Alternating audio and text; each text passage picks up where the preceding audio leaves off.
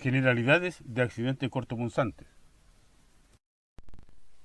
Los objetivos de la presentación son identificar el riesgo de enfermedades adquiridas por exposición a accidentes cortopunzantes y fluidos corporales. Conocer las medidas de prevención de exposición a accidentes cortopunzantes y fluidos corporales. Conocer la conducta a seguir en caso de exposición a accidentes cortopunzantes o con fluidos corporales. Los accidentes cortopunzantes y exposición a fluidos corporales son riesgos potenciales para todos los trabajadores de la salud, especialmente para quienes realizan procedimientos clínicos y para quienes realizan actividades de manejo de residuos clínicos. Antecedentes en riesgo de exposición laboral. El personal más expuesto es el que trabaja prestando atención directa a personas en establecimientos asistenciales, realizando actividades que implican el permanente contacto o manipulación de sangre y fluidos corporales contaminados. El riesgo de infección por exposición ocupacional a microorganismos transmitidos por la sangre puede ocurrir cuando el personal sufre una lesión cortante o penetrante en la piel. Se estima que ocurren 800.000 lesiones por pinchazos anualmente en el personal de salud y que cerca de la mitad nunca se notifican. El número de personas infectadas en la población influye en el riesgo de exposición ocupacional del personal de salud, es decir, a mayor población infectada, mayor riesgo para el personal de salud que los atiende.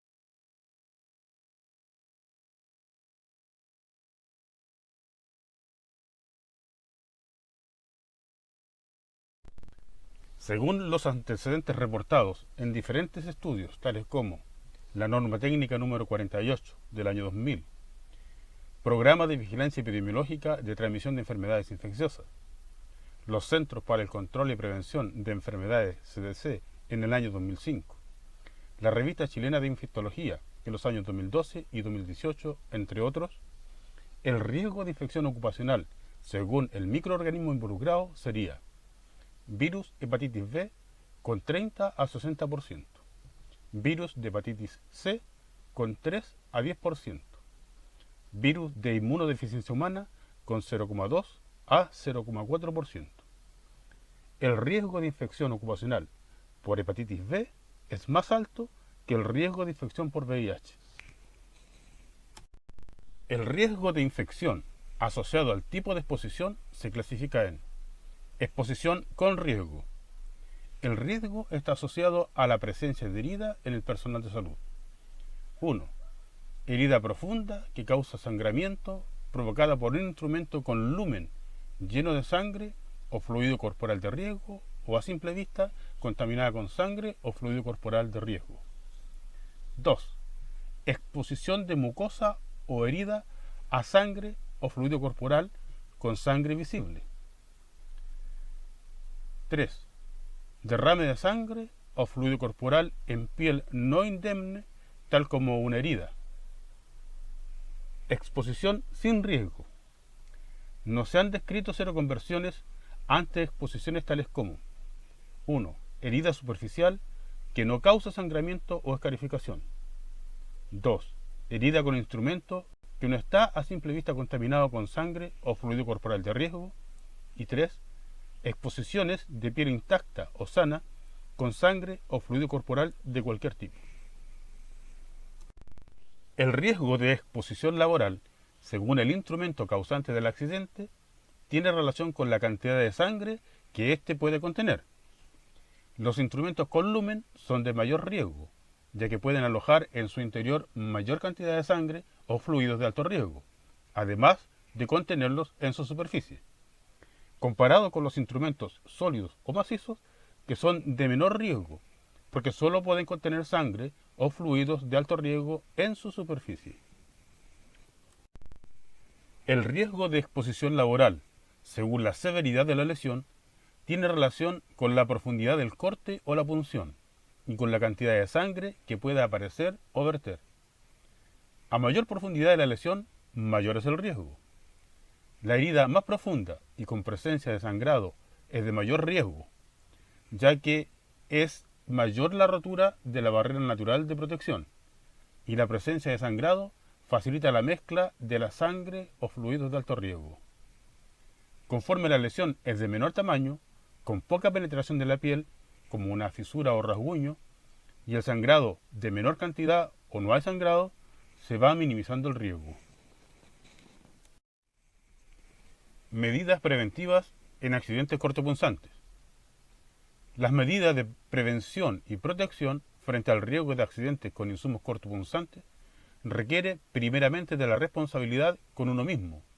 Luego es el uso de elementos de protección personal, de manera consciente y responsable, especialmente si se manipula sangre o fluidos de alto riesgo.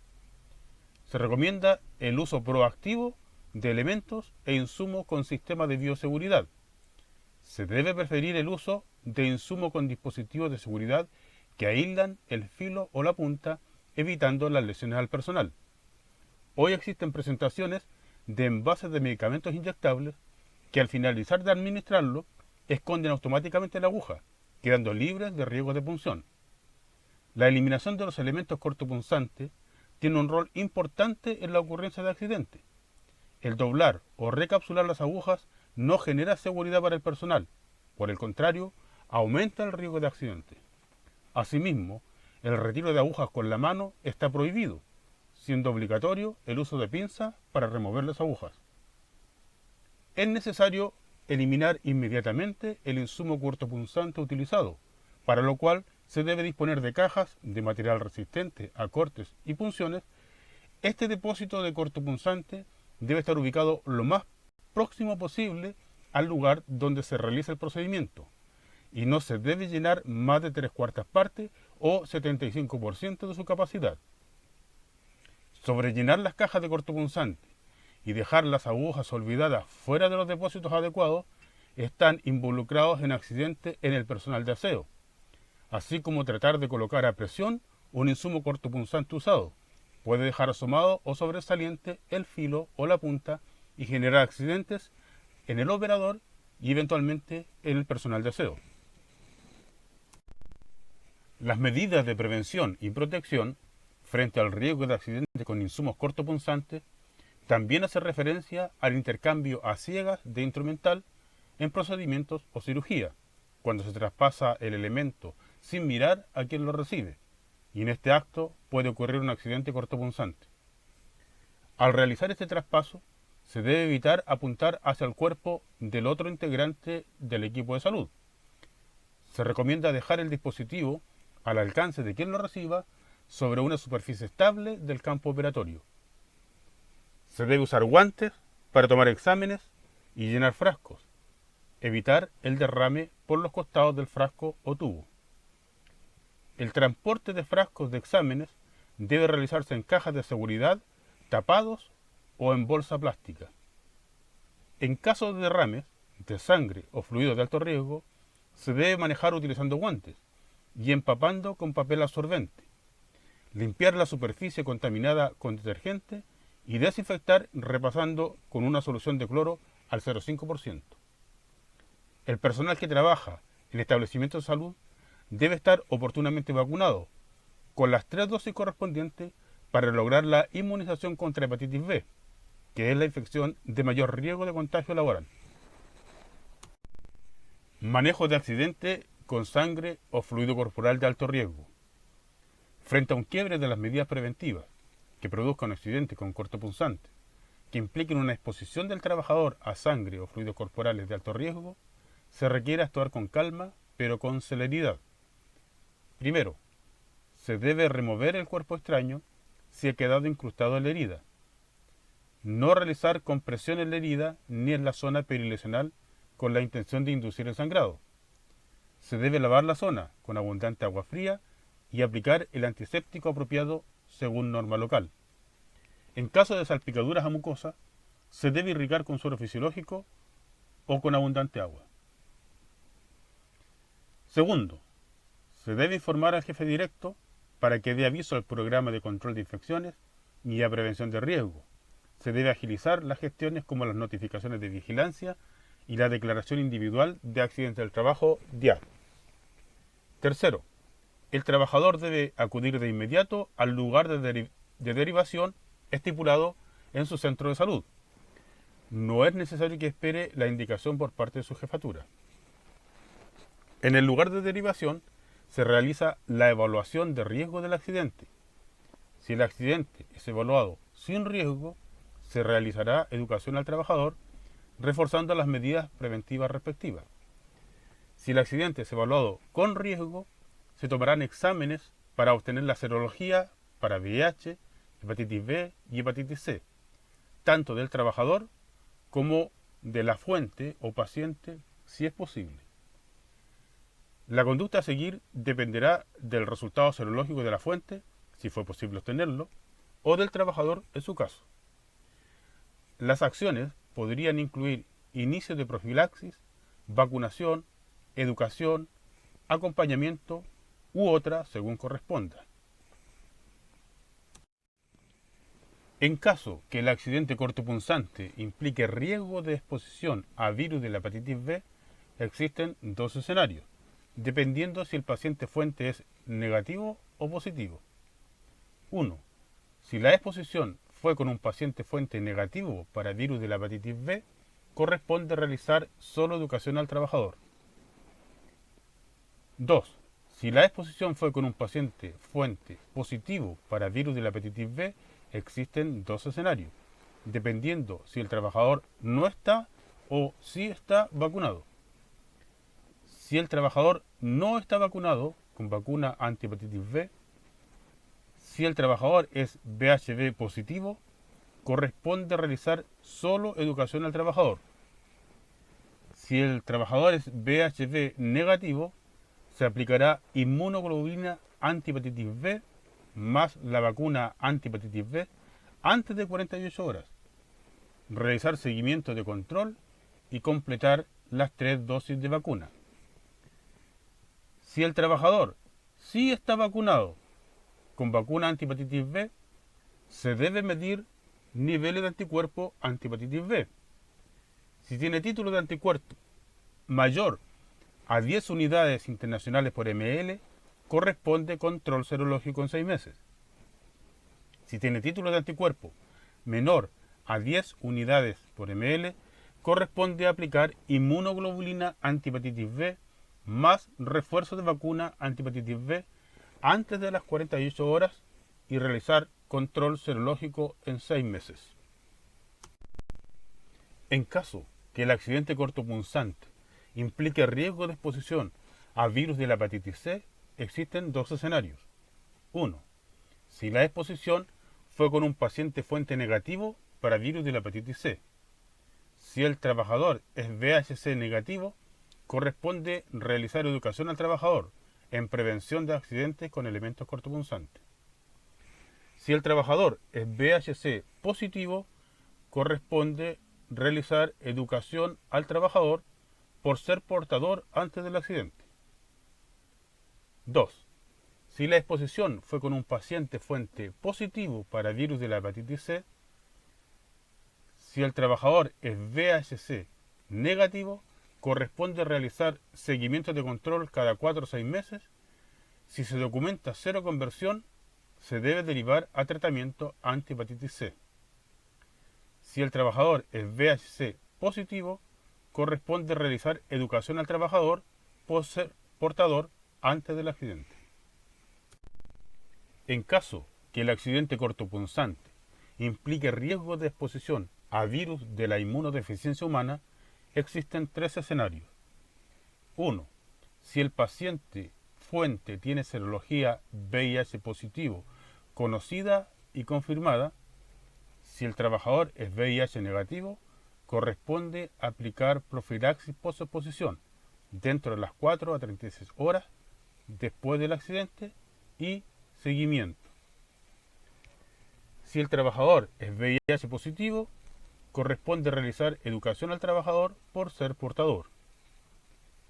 Segundo, si el paciente fuente es VIH negativo y sin factores de riesgo, corresponde realizar educación al trabajador, checar el estado de vacunación anti-hepatitis B.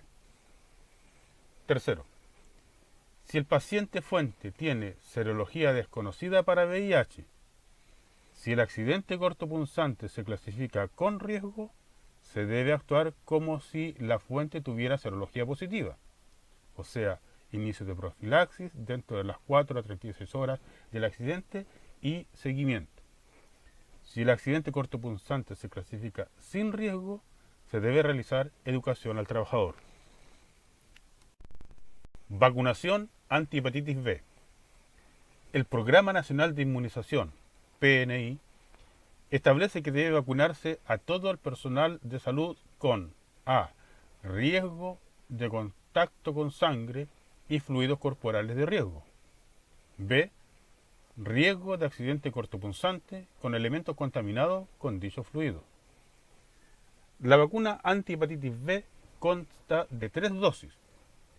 La primera dosis en el momento de la consulta, también llamado día 0. La segunda dosis un mes después de la primera dosis. La tercera dosis 6 meses después de la primera dosis. Por ejemplo, se administra la primera dosis el día 1 de marzo de 2023. La segunda dosis corresponde el día 1 de abril de 2023.